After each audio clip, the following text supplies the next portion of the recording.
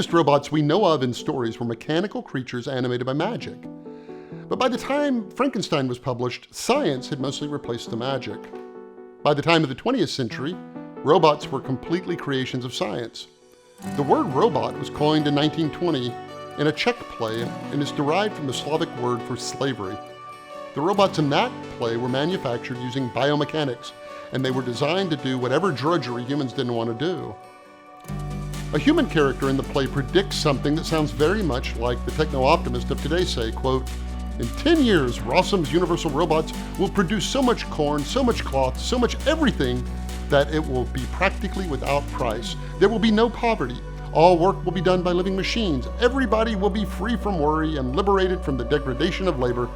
Everybody will live only to perfect himself." Close quote.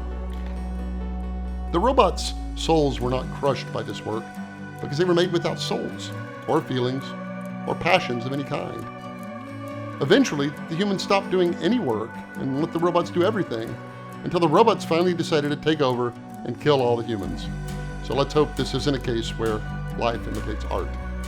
If you're interested in artificial intelligence, visit gigaom.com or check out my new book, The Fourth Age: Smart Robots, Conscious Computers, and the Future of Humanity.